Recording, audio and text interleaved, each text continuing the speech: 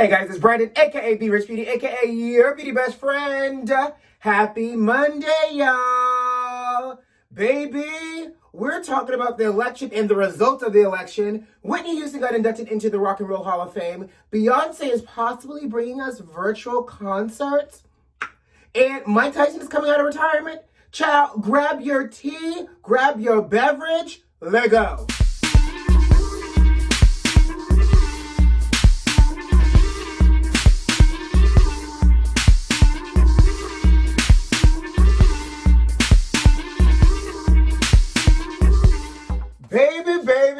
Baby, let me tell you something. The people have spoken, the states have swung, and we have a new president. So much so that I have never seen a person lose their job and the whole world gives a standing ovation, a round of applause because the person lost their job. My Lord. But Joe Biden is our 46th president-elect. Kamala Harris is just the first for everything. First female, first black, first South Asian. Just, again, first for everything. I don't know what y'all do this weekend. Did y'all go out into the streets and celebrate with y'all champagne? Did y'all go ahead? The song is now trending. You about to lose your job. All of that is trending. Like, what y'all do? Black Lives Plaza was litty. People lined up in the streets as he was coming back from golfing, giving him the middle finger. ATL was lit. And let me tell you something. And I said this on Friday. I am so proud to be considered an ATLian because let me tell you who came through in a clutch. Fulton County, which is predominantly African American. Clayton County, which is predominantly African American. These counties showed up with their mail-in ballots and helped to swing that state. Y'all don't realize Georgia has not been blue since the Clinton administration. By the way, Georgia, you still have work to do. All my ATL folks watching this, you still have to vote for the Senate runoff because y'all have 2 runoffs for Senate seats that are happening in January. Don't mess it up. Y'all need to vote for the Senate seat the same way y'all voted for this presidential election. And y'all need to go ahead and get y'all mail-in ballots happening now. Because what we realize, honey, is there's power in mail-in ballots. But let me tell you how big mad that the now former president is because he just refuses to concede. All the reports are so hilarious, talking about him having tantrums in the White House. It's like an emotional roller coaster. The West Wing was quiet because some aides didn't go to work. Now, here's the thing. Did the aides not go to work because they were like, oh, thank God it's over, I can quit? Or did they not go in because they were just not wanting to be around his salty ass today? And like, how do you call out of work? Is there like a call out hotline? And you're just like, hey, I'm aide number such and such and such. I'm not feeling well today. I don't know, but my, January can't come quick enough. Now, here's the thing. Who going to the inauguration? I'm already working on getting my finest furs out of my winter chest and go ahead and start tap dancing on up to DC. I'm so excited. I don't know what this inauguration is looking like, but I know one thing. He will be in the DC metro area, that DMV area, honey, for this inauguration. And side note, Kamala, if you need your makeup done for the inauguration, go ahead and just call me, girl, because I got you. I see you. We see each other. Okay, sis? Moving on, because I can talk about this election all doggone day. Because, again, that's all we had. We were on bated breath waiting for them to call this presidency. And on Saturday, I will say, I opened up my own bottle of champagne, sat in this house, had a couple of cocktails of champagne and Saint Germain, and basked in the glory of Joe Biden. Okay. Now, speaking of sore losers, because, you know, he's out of job, word on the street, allegedly, is he about to be unemployed and divorced, honey, because the word on the street is Melania is counting down the minutes for her to be able to divorce his ass. Now, here's my thing. Former aides are saying a couple of things. So former aides are saying that she is ready to pull the plug, that the night that he got elected, she cried because she probably thought America couldn't be so dumb and racist to even think about electing this man. Well, we know the answer to that one, sis, but apparently she did not sign up, which we all knew. She didn't sign up to be a first lady. This transactional sham of a marriage, what had her being bought full lock, stock, and barrel without the intent of having to ever be on a world platform stage. She was supposed to be held up in that New York penthouse in Trump Tower and live her life of luxury, popping out only one child for him, and that was it. She did not sign up to be the first lady. So anyways, this former first lady, honey, apparently is over the marriage.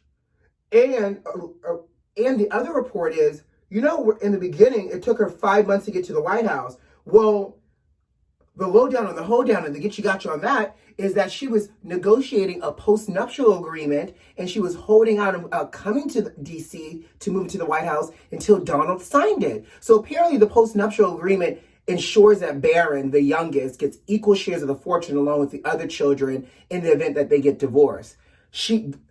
Brilliant strategy, sis. She leveraged what he needed from her to get what she needed from him because she could not stay in New York the entire presidency. So apparently now that you got her post-nuptial agreement, honey, Mama is looking to call it quits. Now here's the thing. I had already predicted this. The moment that they announced that he was no longer being reelected, I was like, all right, so is she gonna file for divorce 1 month from today? Is she gonna do it after the inauguration? Like, I'm just over here trying to hone in on when she's about to pull the trigger on it, because we know that it's coming, honey. Now, be best, Melania. Be best.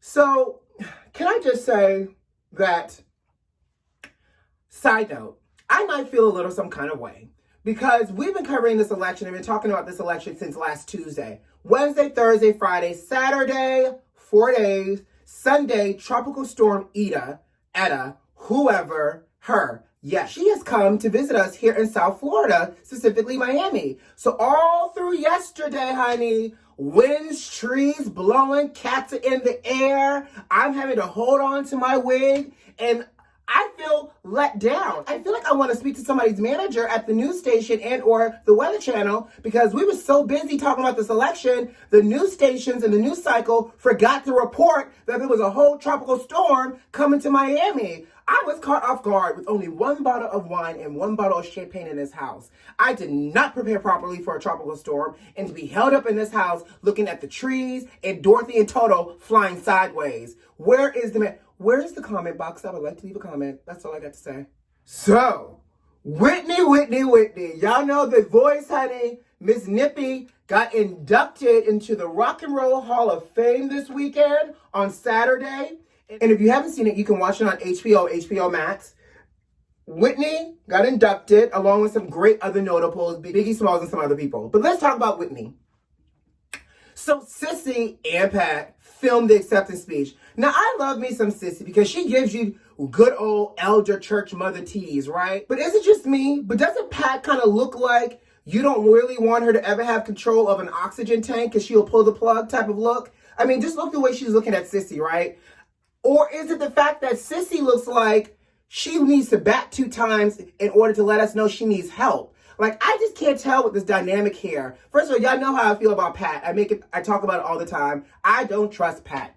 I don't trust Pat even more now that Whitney and Bobby Christina are gone, and the only person left is Sissy. But I'm just saying, Sissy looks like she wants to blink 3 times to call for help. In the event that Sissy ever ends up on oxygen, oops, it went unplugged, and nobody knows how it got unplugged. I'm telling you, something don't seem right with Pat. And the way that she looks at Sissy like she is fresh prey, you would think she was Scar and that Sissy is Mufasa. Speaking of Whitney Houston, Loretta Devine mentioned and said that there might be a Waiting to Exhale sequel coming to us soon. Now, they've been talking about this Waiting to Exhale sequel for forever. And, Waiting to Exhale is one of my favorite movies. I can quote all the lines from Savannah to Bernie to Gloria to Robin, all of them, right? Now I'm the keeper at the zoo, right? Get your shit and get out, all of it. Now, Loretta Devine is saying that, they've been working on it, and the idea behind it has been tossed around for the last couple of years because the